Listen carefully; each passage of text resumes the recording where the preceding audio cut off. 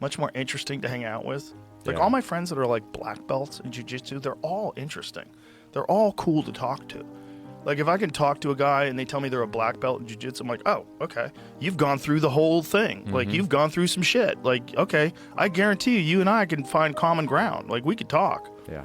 It's like there's things that are out there that are available to you that are a vehicle for developing your human potential. That's what I was taught when I was a kid and I was learning Taekwondo. That's how they described it. I never forgot that. A vehicle for developing your human potential. And I was like, that's perfect. Because I think you don't just do it from thinking about stuff and thinking different. I think you need physical stuff that you do. And the best physical stuff is scary stuff. Yeah, rite of passage. Yeah. You know, we don't have many rites of passages. Yeah. And doing any type of martial arts and having to compete is like, oh, this is scary. Yeah. It's building. What's going to happen? And you kind of have to face that fear of death in a way. It's like, you know you're not going to die, but in a way it feels like it when you're going to competition. It's like, this person is going to try to hurt me. Yeah. And to come through that and get to the other side, there's something that changes in your nervous system. For sure. You've actually experienced something that very few people ever experience. And it's very different than a street fight because you're agreeing to it and you're training for it. You've got this other person who's like training, you know they're scary as shit and they're on the other side of the cage, and then you step in and the two of you are about to go to war. It's the nuttiest job in the history of the world. It really is. Other than war and being a firefighter or a cop, it is the nuttiest job in the history of the world. You're agreeing to throw bones at each other in front of the world, millions of people. Yeah, people love it. And today, they just announced the UFC just signed some crazy deal with Paramount Plus. I saw that. There's going to be no more pay-per-views.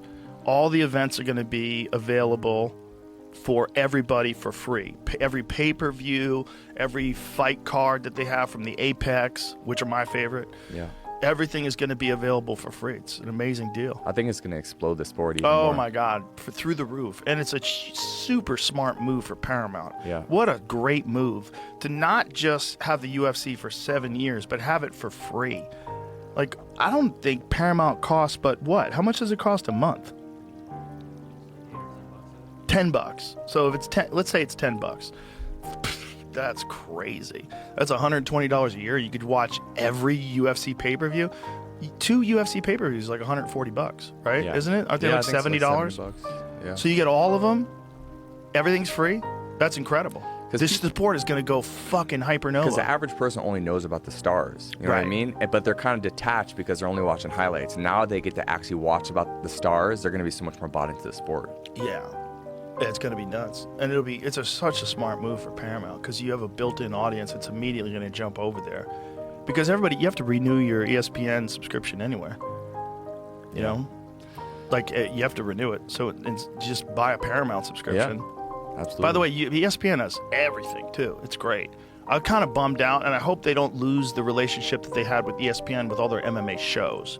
I hope they don't go like, fuck them, they went to Paramount. I hope it's like a mutually beneficial thing, like the UFC at least does some content still on ESPN, because I think that's also a big factor in pulling people from like casual viewers that watch other sports that might occasionally watch a UFC fight, and then they see like Dustin Poirier versus Max Holloway, and they're like, holy shit, and then they're hooked, right? It's like having that coverage on SportsCenter, that shit's huge.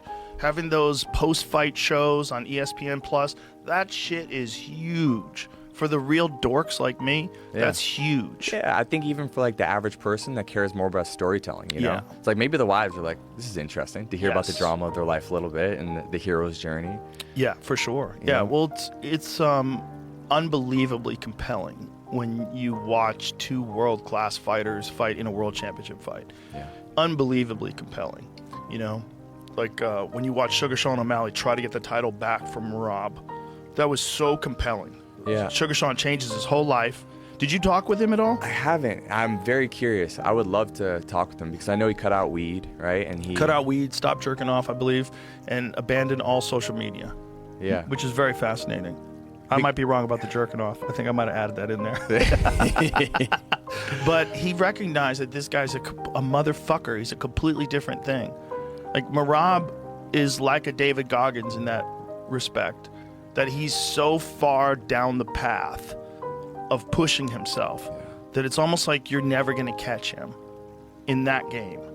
You know, like 6 months of not jerking off and staying off TikTok. I don't think that's even close to enough.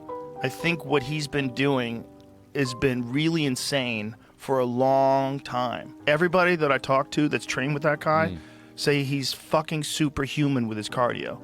And his work ethic is through the roof, man. When DC went to see him the day after he won the title, he was out running.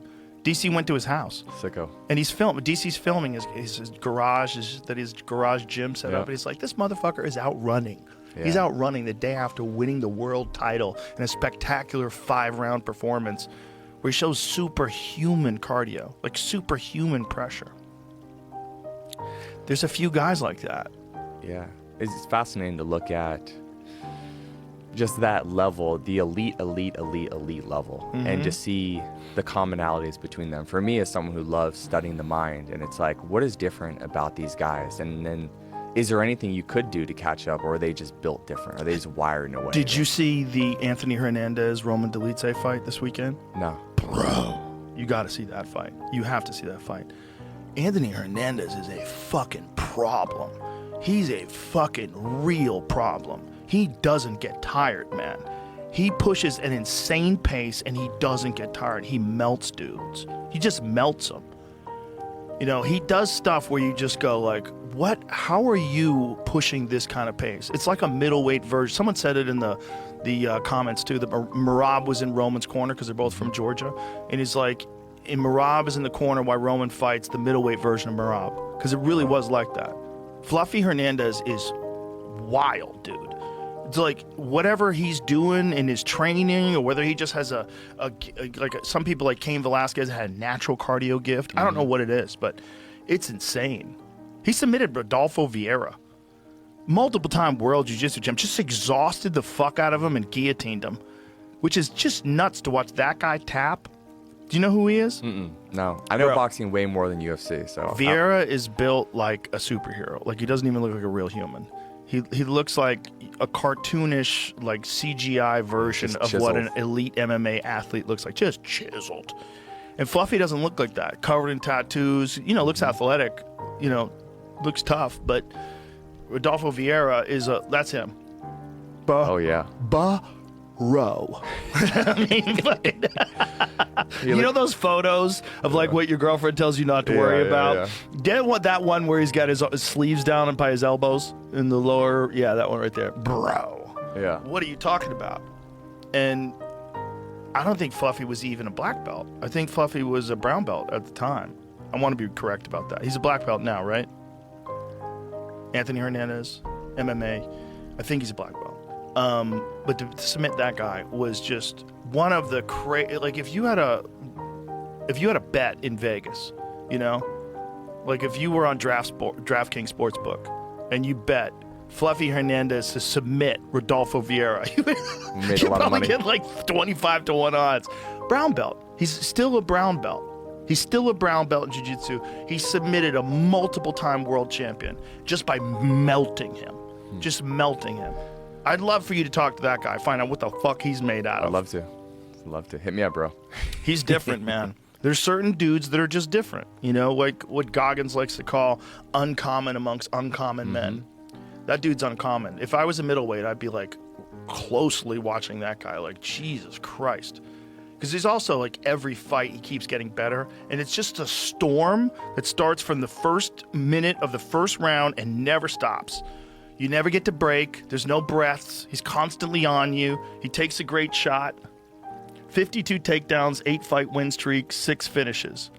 Bro, that guy. There's guys that just emerge from groups of like super talented contenders where you just go, holy shit. And that's one of them. That's awesome. Yeah. I'll be on the lookout for him. I gotta go back and watch the fight. So for a guy like you that's like a mental coach, I always like wonder, like I'd like you to like talk to that guy and maybe you can pass some of that on to everybody else. Like, what is he doing? Yeah. How is he just training harder than everybody else? Is it his mindset? Is he just a dog and just does not give a fuck? Because it seems like there's a lot of that there too. Yeah. He's just mentally super strong and